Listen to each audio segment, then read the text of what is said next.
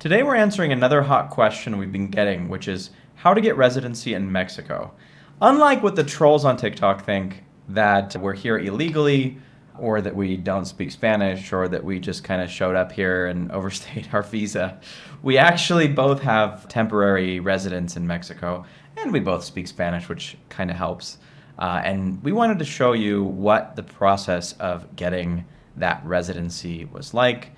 Disclaimer, this is not legal advice. This is not professional advice at all. This is our own opinions. This is our own story. We're just sharing what we did. And in fact, we did end up actually getting the support of a local attorney to help with the process. Just full disclaimer there.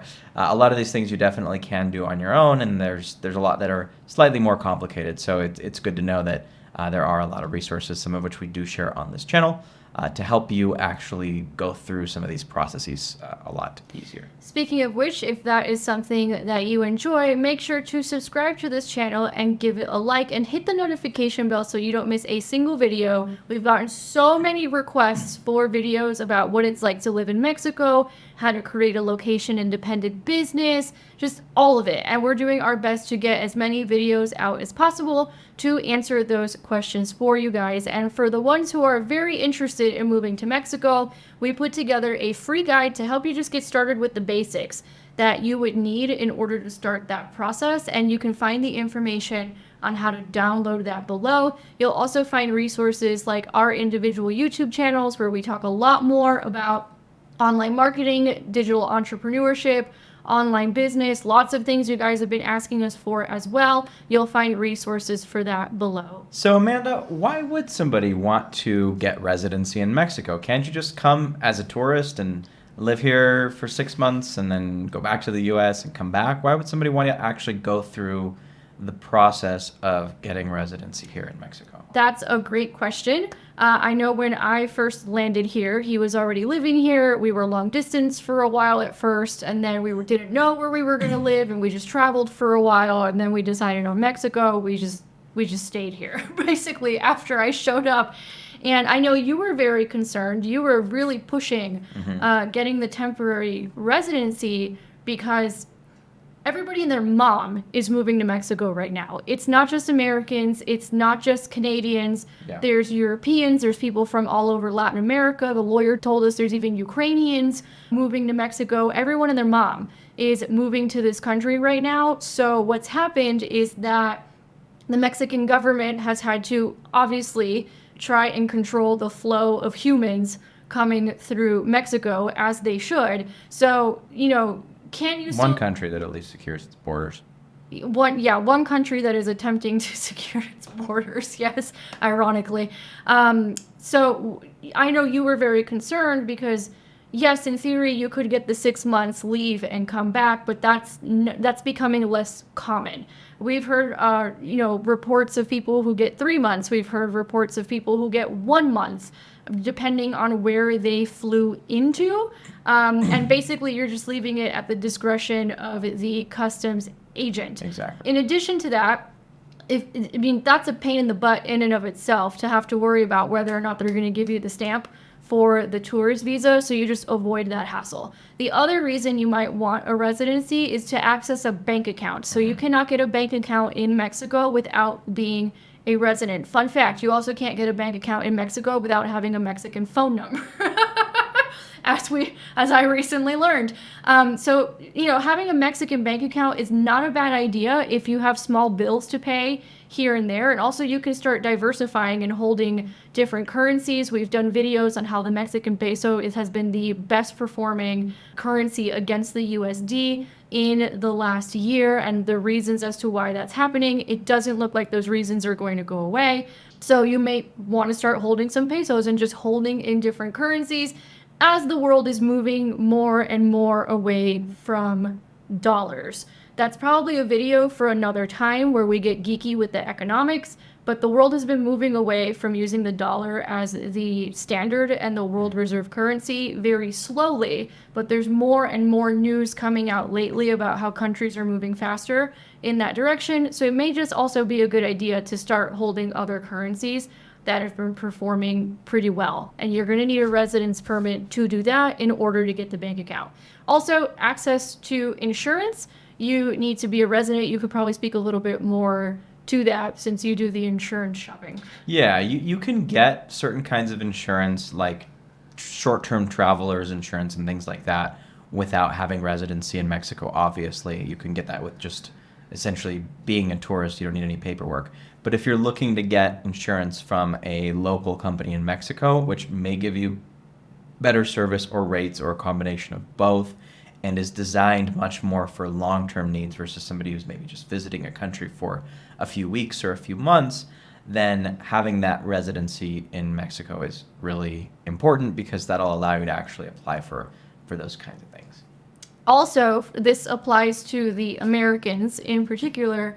Some Americans like to live overseas. If you live overseas a certain amount of time of the year, what's the number? It's like 300 something. There's a couple different ways to go about doing it. So what Amanda's referring to is they have a tax credit essentially for U.S. citizens. So if you're outside of the country a certain number of days per year, the last time we checked, again, not legal advice or anything of that nature, but the last time that we looked at it, it was about 330 days per year. If you were outside of the U.S. for over 330 days per year, then up to around $110,000 of net income, assuming that you're working for your own business, you would be able to exclude that from federal taxes. So that's most of the taxes that you pay. And if you've domiciled yourself in a state like Texas, for example, before leaving, which is another topic, we're going to get more into that in another video for sure. But if you're not paying state tax and you're able to exclude a lot of federal tax, then that's obviously an advantage for Americans because you're going to save a lot of money. Typically, as a temporary resident at least, and obviously as a tourist, you're not going to pay taxes in Mexico. And if you're outside the U.S. for more than 330 days per year, generally you're not a tax resident for U.S. purposes, or at the very least, you're able to get what's called a foreign earned income exclusion. There's another way to do it, though, which allows you to be out inside the U.S. for more than 30 days when needed, which is what they call the bona fide resident test. Again, you're going to want to talk about this more with your accountant if you have a good accountant that specializes in international taxes. If not, we have some services and people that we can recommend. But the other way to do it is you're going to want to look into the bona fide resident test. And typically, when the U.S. government, the IRS, checks to see are you a bona fide resident of the country, outside of the U.S., they look at things like residency. So are you a resident in this country? Do you pay, for example, taxes maybe there and you haven't declared yourself as a non-tax resident, things of that nature. But residency is a big component that plays in your favor if you're trying to say, hey, America, we're not U.S. tax residents. So Yeah, and also to your point about the tax credit, if you have to be outside of the U.S. 330 days out of the year in order to claim the tax credit, it's a lot harder to do that when you're literally hopping around from country to country. So having that residence in your back pocket where you don't have to worry about tourist visas would make it easier for you to be able to do that. Fun, not so fun fact that Americans don't learn until they go overseas. Fortunately, we did already know this. We weren't as butthurt when we found out. But Uncle Sam is going to come for his piece for any amount of money that you make worldwide if you are an American. Also, you got to basically claim everything, give them every bank account. There's a lot of paperwork that goes into taxes if you are living overseas. It's not as simple as, hey, I'm not in the U.S. anymore. Yeah. And I don't have to pay. That's not how the system That's not the system works. It's a little bit more complicated than that. A lot of you have asked us questions about taxes. We're currently in the process of talking to accounting firms in order to be able to refer those out to you guys. Because yes, you can get the foreign earned income. What's it called? Foreign earned income credit. Foreign earned income credit. Yeah, exactly. There you go. Foreign earned income exclusion. It is. You can get that, easier for you to get that if you're a resident in another country, but there's a lot of paperwork and stuff that comes with it. And then finally, the other reason why you would want a residency is just to have a plan B. Like just to have somewhere else to go. If you're like, yeah, not really feeling this anymore, let me bounce and go somewhere else. It just gives you options. I remember when you told me to go get it, I was like, do I really need it? And you're like, it's not a bad thing to have residencies. It's not like it limits you. If anything, it expands your options all over the world. So those are just some of the reasons why you may want to consider getting Mexican residency if you plan on living in Mexico or moving to Mexico. So I guess now we can talk about the process, because you went through it about a year before I did. I just went through the process at the end of 2023. And even still, with like us doing it a year apart, there were some differences, right? So how about we start talking about the process, and then maybe we can talk about our individual experiences, just so people can kind of get an idea of what they might be in for. Granted, Absolutely. Mexico's residency process is way more straightforward than other countries, but just, be aware, visas, paperwork, moving to other countries, like, it comes with its blips, okay? Just that's why we're doing this.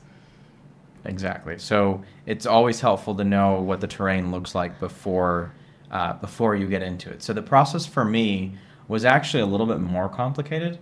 I didn't know what I know now about different consulates that you can go to, and some of the more inner workings of this that we actually talk about in the mastermind group that we're building specifically for expats that are, well, Americans that are looking to be expats, and Canadians and Europeans that are looking to move to other countries. We talk about a lot more of the nuances and the details and things like that we don't necessarily share to the public, because we have certain connections and certain ways of doing things that give you a little bit more access and a little bit more just flow and ease. Because the process for me looked like I went to one consulate that was the only one that I could actually get an appointment for, which was in Orlando, because at that time they were only taking appointments online, I think, and I got an appointment online, paid over $1,000 for.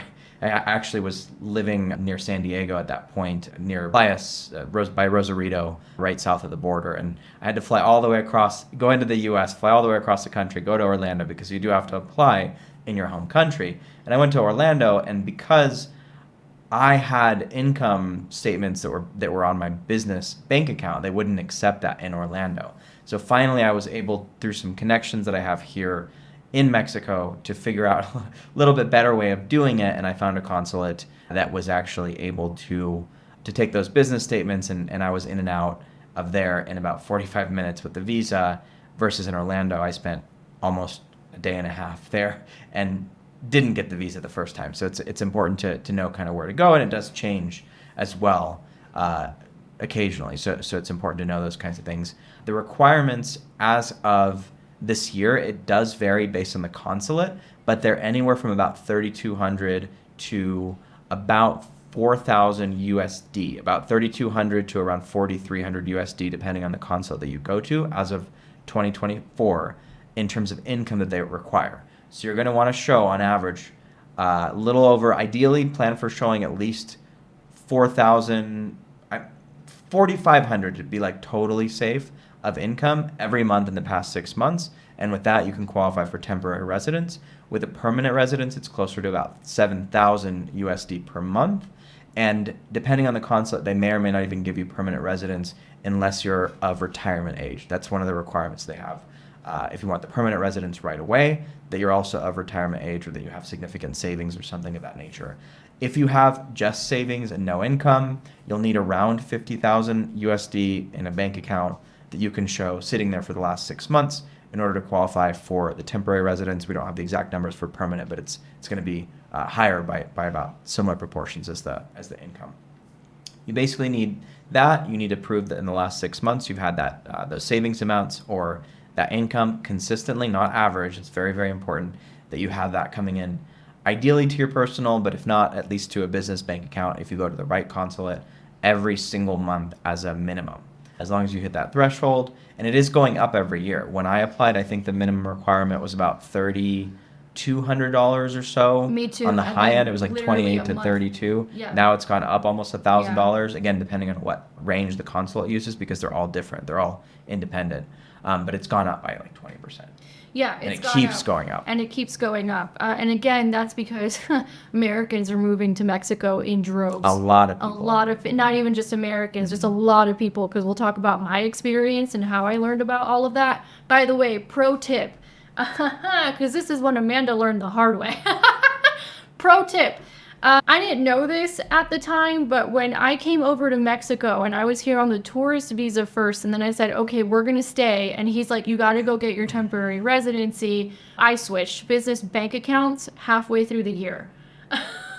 Now, the reason I did that was because I had to switch to a business bank account that would allow me to use the card overseas without charging me a bunch of fees and things like that. But it did cause some confusion at the consulate. And I did have to go get extra paperwork, and I did have to go make extra phone calls to my old bank and just kind of explain to them the situation and be like, oh my God, can you please just send me an email letting these people know that I had a bank account here and I was the owner of the bank account. So just, Yeah, and just fortunately pro tip. they weren't a big bank, so they Yeah. actually helped you, because if it was Chase, you would still be waiting It was for a that regional letter. bank. So I mean, it took Yeah. like 3 phone calls, and I got very lucky that I got a woman. And I'm like, look, I'm at the consulate right now. I'm trying to get a visa. I switched banks halfway through the year. They just need proof that I owned this account from somebody at the bank. Can I just get like an email or something? And she said, oh, sweetie, don't worry. I got married in another country, so I know exactly what you're going through right now. I will expedite this right away. Like the angels You just got came lucky. through Yeah. in that moment. Yeah, so make sure you have all your ducks in a row before you go there, and that you know exactly the kind of paperwork you need. That might even be like a letter from the bank saying that this is your account, or that you're the signer on this account, something like that. Very, very important. But the consulate will give you all the details that you need.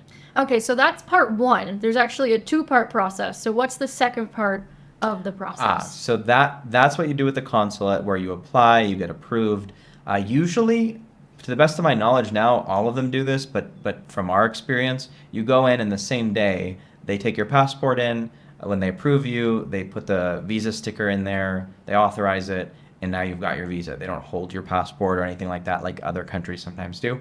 You get your passport back typically that same day, and what you need to do is within, I think it's valid. Was it 60 days? 30 days. No, it was 30. Well, no, 30 days when you enter the country, but I Yeah. think you have either 60 days or up to 6 months or something from the time that you get the visa to actually enter Mexico.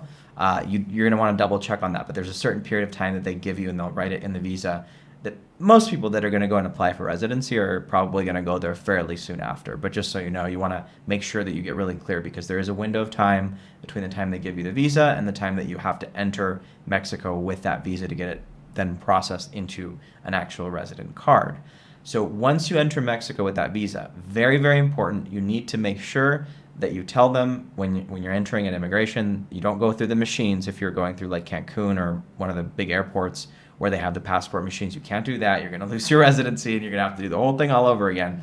We have friends that have had things like that happen to them. So what you do is you go to the immigration officer, you say, I'm changing this visa, or it's a canje, is what they call it, where you're changing the visa for a resident card, and they will stamp your passport. And then from the time that you enter Mexico, you have 30 days to go to the local immigration office and then file the proper paperwork to get that turned into a card. So they'll give you an actual card. You can keep that in your wallet, or maybe not keep it in your wallet and just have like a copy with you at all times. And that is your permit to be in Mexico, in case anybody stops you, in case you have any immigration issues. You want to make sure you have your card. It's also how you get the bank accounts, Yep. the insurance, all that stuff. Exactly. You have to show them your identification card. Digital wallets. Digital all sorts of wallets, all those kinds of things. You accounts, need yeah. to show them your identification card. Now, I think this is kind of important to note, because I don't know, at least in Guadalajara, I know when you did the second part, this is the part where we used lawyers, by the way, because we just didn't want to mess around with it. And if you need one, we can recommend one. But in Guadalajara, when you went to go do the second part, you were in and out of the immigration office in like, what, hour and a half? Maybe a little bit more. No, you want to plan for probably about half a day. I think it was pretty efficient for me. I think it was less than 2 or 3 hours. But they weren't busy, and then they got a lot more busy. They've gotten When you really came, they busy. were super, super busy, and there were a lot of refugees coming, and of course they got priority. Yes. But it was like the entire place was full, and we were there for from the 6 morning. or 7 hours. It was so funny because the night before, the lawyer was like, okay, here's the paperwork. It's all done. We meet at 8:30 in the morning. They open at 9. We hand in the paperwork. You can take your picture. You get the card. We're in and out in an hour and a half. 7 hours later. Yeah, and that was with a lawyer. Could you imagine trying to do that without any help? Yeah, 7 hours later. And what the lawyer was explaining to us, so that people know, the lawyer was explaining to us what was going on. There's been a massive influx of immigration to Mexico from all over the world. So that's part of what's going on. Americans are moving here in droves. Canadians are moving here in droves. Europeans are moving here. But then in addition to that, because of the situation with the border in the United States, then you also have a lot of flow of humans coming through Mexico. Many of those humans are deciding not to go all the way to the southern border and instead staying in Mexico. Or what he was telling us was sometimes they catch people who are in the country illegally. And if there's from certain countries like Cuba, Venezuela, Ukraine, if they're from certain countries, then they get the option to be a humanitarian case and claim political asylum. I actually met a Cuban family that was sitting right next to us. I mean, everybody was at the consulate. Cubans, Venezuelans, Eastern Europeans, like everybody was there.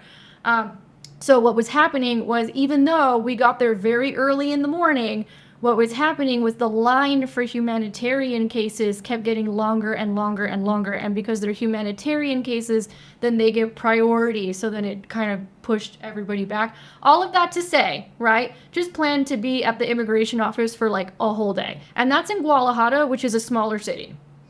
It's the second biggest city in Well, it's the Mexico, second, but it's not but Mexico yeah, City. Mexico City is Mexico- probably crazy. I bet Cancun, from what I heard, is even worse too. Oh, really? Like Cancun or a lot of that. Where places there's a lot in our of people yeah. moving. Yeah, so all of that to say, like, that's been our experience. Please hire a lawyer. If you need help with a lawyer, we can recommend one, at least here in Guadalajara. And just so you guys understand, just kind of like the little like blips that we went through, so that you're just prepared and you just know the lay of the land, and just know that when you're moving to another country, it can be a little chaotic, and that's okay. It's totally fine. It's no big deal. You can do it. It's fine. We did it. You can do it with the help of a lawyer. And just, be aware that there's delays and things going on in different countries that might delay the process, and so on and so forth. So with that being said, thank you so much for watching this video. We hope you guys really enjoyed it. If you did, leave us a comment below, like, subscribe, share with a friend. If you have any recommendations for future videos on this channel, please let us know in the comments as well. We're doing our best to answer all the questions that we can. We've gotten so many in the comments just in the last week, and we're doing our best to get through all of them in a timely manner. And if you're interested in moving to Mexico, you can download the free guide that we put together to help you to get started, and also all the resources for those of you who've been asking about how to make your livelihood location independent, how to start an online business, how this YouTube stuff works. All the resources for that will be in the description below. We will catch you guys on the next one.